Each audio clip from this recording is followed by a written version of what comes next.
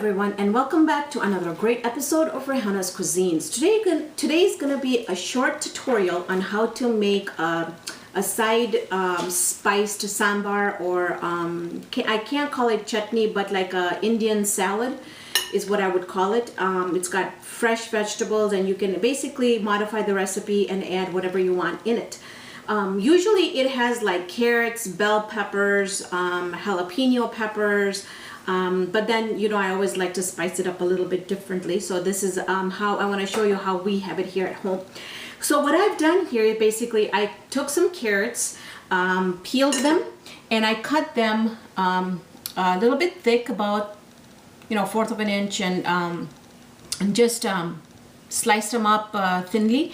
And basically, this again is how you want to do it. And then I had some Granny Smith apples here with the skin, that again I did the same kind of shape as the carrots.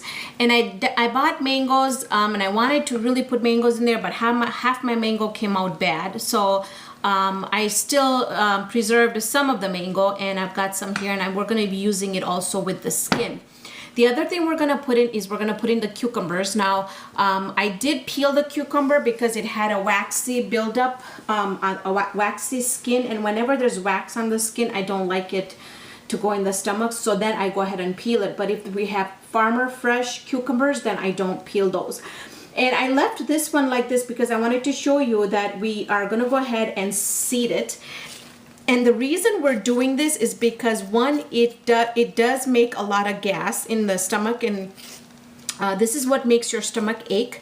And the other thing is also that it secretes a lot of water out of it. So by taking the seeds out, you know, your sambal won't get very watery.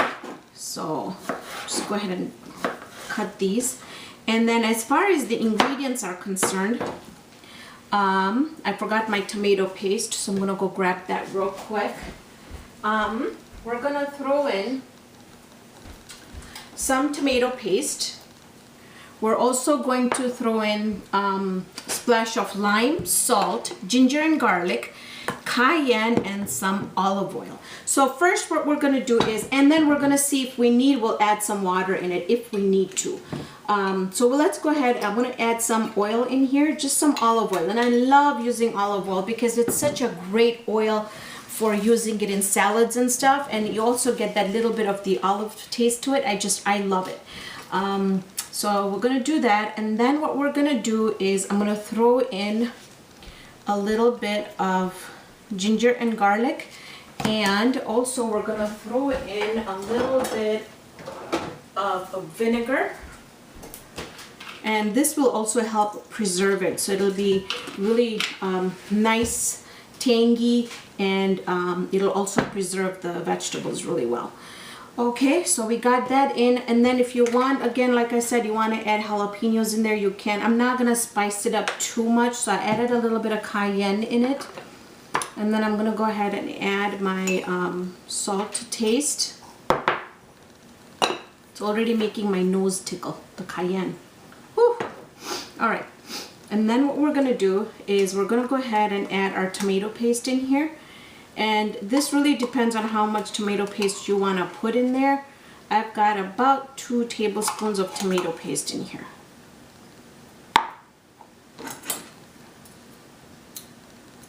Okay. I'm going to give this a good mix. And I always like to make the sauce before I put the vegetable or the carrots and everything in there. It's so hard, you know, when you have all the fruits and stuff in here, and then you start adding the olive oil and the tomato paste and stuff afterwards. So hard to mix it. This is the easiest way to make the sauce first. That way it's really easy then to mix it all up. And see, now it's nice and thick, so which is really good, so we can just mix it up really well. I'm going to go ahead and give that splash of lime in here. I'm going to give it a taste test. And if we need to, we'll go ahead and dilute that with water if we need to. So we'll see.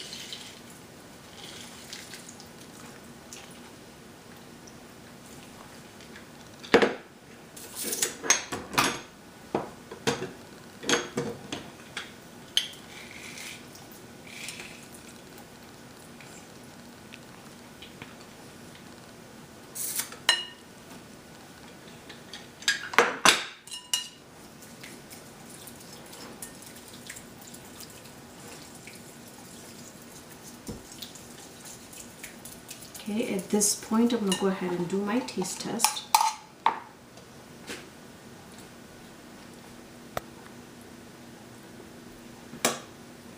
I even find this hot, but it's good.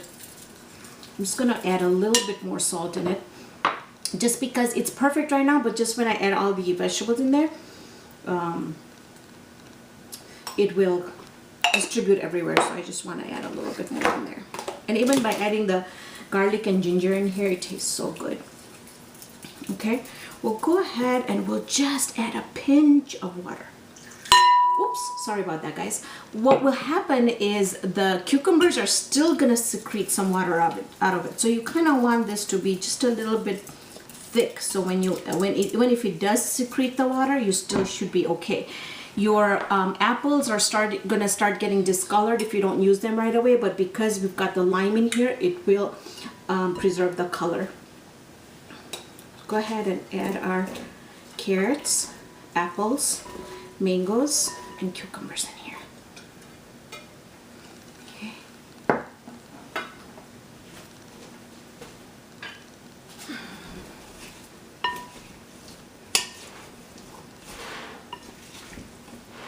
Okay, this goes really well with any of the dal curries, or even if with the pilaf curry you might want to check out. I've got a pilaf or pilau curry that is made from using ground beef.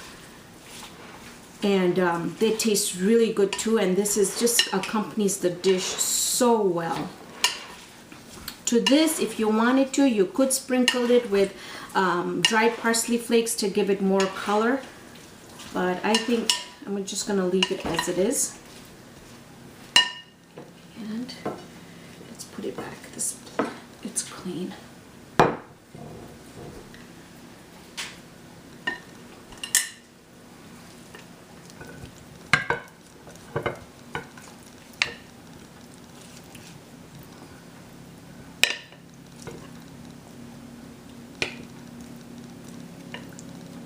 Now, if you wanted to also, you could also, some people also add turmeric in here. If you wanted to, you could.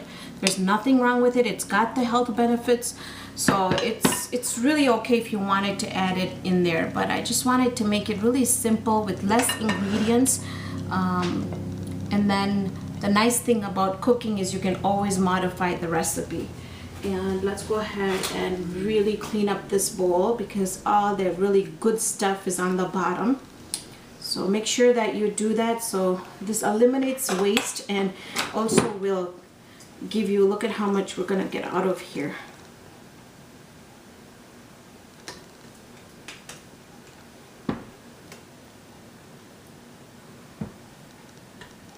Okay. I just want to make sure that our plate is clear when we serve it. And this concludes our episode of making a sambal that goes really well with any type of dal dishes, pilaf, any kind of meat curries or chicken curries. So I hope you guys enjoyed this quick tutorial.